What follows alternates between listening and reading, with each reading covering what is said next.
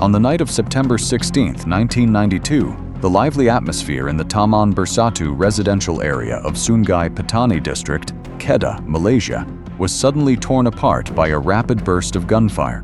A clan gathering held on the eve of a wedding, filled with laughter and conversation, instantly turned into a horrific crime scene as 6 guests collapsed to the ground. This brutal shooting was not merely a routine gangland purge. It was a reckless show of force by Sio Sam Ong, one of the most sinister and violent Chinese criminal organizations in Malaysian history. The case would mark the beginning of a chain of events that exposed savage mass graves, revealed a terrifying connection between the underworld and ruling political parties, and set in motion the dangerous evolution of a new generation of super gangs.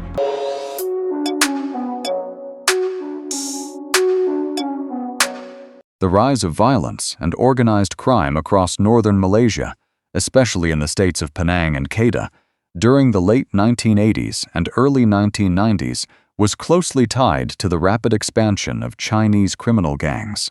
With its strategic geographic position and convenient maritime and land transport networks, the region became an ideal transit point for the international drug trade, generating massive profits for underworld organizations. To protect these illegal networks from police crackdowns, Chinese secret societies, made up mainly of ethnic Hokkien members, adopted a sophisticated strategy, infiltrating deep into the legitimate political system by joining parties within the ruling Barisan Nasional Coalition, including the Malaysian Chinese Association and the United Malays National Organization. Gang leaders equipped themselves with powerful political shields to conceal their identities and interfere with law enforcement. Sio Sam Ong was a branch of Hongmen, established sometime around the 1940s or 1950s, and operated primarily in northern Malaysia. The organization had around 500,000 members active across 100 countries. It used the secret code name, the 3821 Gang, along with the titles the 36 International Brothers and the International Red Army, based on the legends of Hongmen. Its main operations included international drug trafficking, kidnapping, extortion, assassination, loan sharking, and protection rackets. The brutality and tight structure of Sio Sam Ong were driven by a ruthless leadership circle headed by Ong King Ee, nicknamed Jackie Chan or Bullhead, who was born around 1966. He was the supreme leader of Sio Sam Ong, known for his recklessness and his ability to build political networks. His right-hand man was Chi Kok Leung, who served as a grass sandal and directed violent operations.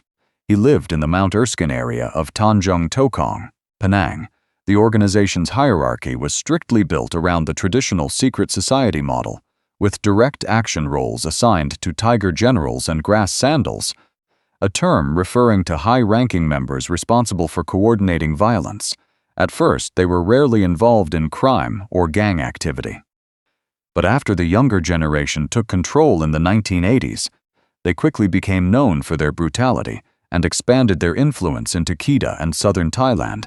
The newly rising Sio Sam Ong gang committed all kinds of crimes, and they killed anyone who left the gang. They not only violated Hongmen rules by trafficking drugs, but also openly defied gang laws during meetings and supported the gang's efforts to make money from narcotics. They became the #1 gang leaders in Penang during the 1990s.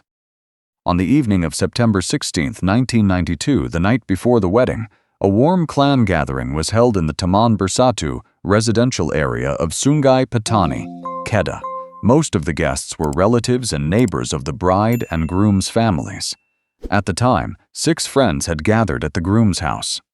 As they talked and looked back on old memories, 4 others were decorating the wedding car outside. Suddenly, a team of professional killers sent by Sio Sam Ong stormed into the party grounds. Without a single warning, the gunmen drew their firearms and opened fire repeatedly on the banquet tables. It happened so quickly that the victims had no chance to react or run. The sharp crack of gunfire mixed with screams of panic, creating a scene of absolute chaos. After emptying their magazines, the gunmen quickly retreated, leaving behind a shattered scene of overturned tables, broken dishes, and 6 motionless bodies. 5 people died at the scene. Another man who happened to be driving past was also shot dead inside his car. The groom was lucky enough to survive. This ruthless shooting sent a direct message of intimidation from Sio Sam Ong to anyone who dared stand in their way. After the murders, police quickly opened an investigation and eventually identified the perpetrators as members of the Sio Sam Ong gang. Under police protection, the wedding ceremony still went ahead as planned 9 hours after the killings, but it was held in a simple manner, and the wedding banquet was cancelled.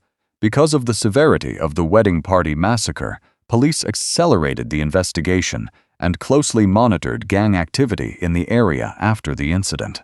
Beginning on September 20th, they carried out a series of raids, arresting 19 people connected to the case and seizing a pistol along with multiple rounds of ammunition. After 2 months of investigation, and with confessions from those arrested, police exchanged fire with a brutal criminal group in Butterworth, Penang, at around 4 o'clock in the morning on November 19th of that same year. 3 men linked to the case were killed, and police declared the wedding party murder case solved. The expanded investigation by Penang police led to another chilling discovery at the Mount Erskine cemetery in December 1992. A suspect arrested after the shootout told police that since 1989, a total of 12 members of the Sio Sam Ong gang had become victims of internal conflicts and had been executed by their own gang members by hanging. Based on the suspect's testimony, police excavated 5 skeletons from the Mount Erskine cemetery. All of the victims had their hands tightly bound behind their backs. Dr. Bhupinder Singh, the forensic pathologist in charge of the case, said the autopsy findings showed that all 5 had been brutally killed before being buried. Some forensic evidence even suggested that several of the victims may have been buried alive. Because the bodies had decomposed, identifying them was extremely difficult. Malaysian police had to seek assistance from Masatsugu Hashimoto, a renowned Japanese forensic dental expert. Using forensic dental comparison, the victims' identities were confirmed. Meanwhile, police also excavated more skeletons, confirming that beyond the wedding massacre in Sungai Petani, Sio Sam Ong was also a serial killing organization that had murdered 12 people in just 4 years, setting a record for the highest death toll in a single murder case in Malaysian history. They were all members of Sio Sam Ong who had been internally executed over accusations of betraying the gang. This discovery exposed the brutal underworld code of Sio Sam Ong. Any disobedience or leak of information to police would be paid for with the most painful death. Police later released photos of 8 key figures in the Sio Sam Ong gang and launched a nationwide manhunt, including for gang leader Ong King Ee. Just before the Sungai Petani massacre took place, Supreme Leader Ong King Ee quickly fled Malaysia to evade the police crackdown. He hid across several Southeast Asian countries before being arrested by a joint security operation in Bangkok, Thailand, in May 1993, along with 3 of his trusted subordinates. One of those arrested, Xie Wenda, was later charged with murdering 6 Chinese men in Sungai Petani, together with 2 others who had already been killed by police, and another accomplice who was still on the run. The trial began in November 1995, during which the defendant revealed the brutal truth behind the wedding party massacre. As it turned out, the killers had originally intended to murder their enemy at the scene, but because they targeted the wrong people, 6 innocent victims were killed by gunfire. However, the authorities faced a major legal challenge. Sio Sam Ong's influence was so powerful that direct witnesses to the wedding party massacre were too afraid to appear in court and confront the accused, fearing retaliation. Due to the lack of direct evidence needed to support a murder charge in a regular criminal court, the defendant, Xie Wenda, was ultimately acquitted without even having to enter a defense. Even so, police immediately invoked the emergency ordinance to send him to the Simpang Renggam Rehabilitation Center, where he was detained for at least 2 years. Ong King Ee was detained without trial under the emergency ordinance on allegations of international drug trafficking. In 1996, he was sent to the Simpang Renggam Rehabilitation Center in Johor. However, because administrative detention was temporary by nature, Ong King Ee was released in 1998 after the detention order expired. This loophole in the legal system unintentionally allowed the crime boss to return to running the underworld almost immediately after walking out of the rehabilitation center. After his release, Ong King Ee adopted a more sophisticated strategy to legitimize his influence. In 2000, he officially joined the Malaysian Chinese Association, or MCA, one of the largest parties in the governing coalition at the time. With his abundant financial resources, he quickly consolidated power and became chairman of the MCA's Gurney Drive branch in Penang. Malaysian public opinion was truly shaken in July 2003, when Penang police issued a nationwide arrest warrant for Ong King Ee and his subordinate Chi Kok Leung. Penang Criminal Investigation Chief Abdul Rahim Jani stated that Jackie Chan was quietly regrouping former members, along with the old Tiger generals and grass sandals of Sio Sam Ong, in an effort to revive the gang. The incident immediately ignited a fierce political crisis. Penang MCA Chief Wong Kam Hong spoke out in defense of Ong King Ee, arguing that he was an active party member and innocent until an official court ruling was issued. Former MCA President Ling Liang-sik even urged the public not to condemn Ong for the mistakes of his youth, even though the wedding party massacre and the brutal executions had taken place when Ong was already an adult. Leaders of the Democratic Action Party, or DAP, including Lim Kit Siang and Ronnie Liu, hit back forcefully. They accused the MCA leadership of complicity, of sheltering organized crime, and of turning a ruling political party into a refuge for notorious mafia bosses. The scandal exposed a serious loophole in the vetting of party members and revealed a dangerous symbiotic relationship between the underworld and the upper ranks of politics. On August 1, 2003, Ong King Ee surrendered to police after direct negotiations with the then Penang police chief, Datuk Othman Talib. However, no further information about the case was released. Ong King Ee, the Sio Sam Ong leader nicknamed Jackie Chan, is believed to have died on March 21, 2024. The aggressive police crackdown throughout the 2000s could not completely extinguish the criminal roots of Sio Sam Ong. On the contrary, the gang made a strategic move. It merged with Gang 24, another powerful Chinese criminal organization in Penang, to form a super alliance. This alliance allowed them to control large-scale drug distribution, loan sharking, and protection rackets across northern Malaysia.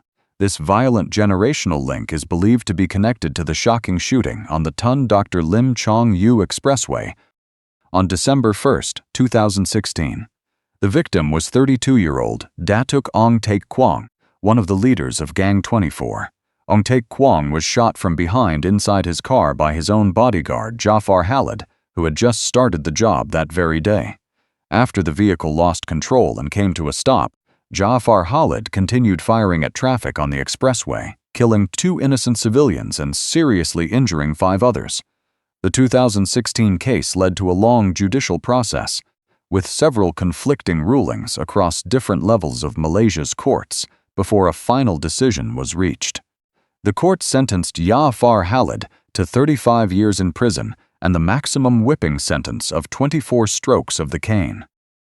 The chain of events spanning more than 3 decades, from the Sungai Petani wedding party massacre in 1992 to the expressway shooting in 2016, reflects a deeply troubling reality about the resilience and adaptability of criminal organizations in Malaysia. The use of temporary administrative detention measures, such as the emergency ordinance, instead of a proper criminal trial process exposed major limitations. It could only temporarily suppress the activities of gang leaders, but it could not eliminate the organization at its roots. When crime bosses like Ong King Ee were released from prison, they quickly found to legitimize themselves through politics and carry out large-scale mergers to create more sophisticated and violent supergangs.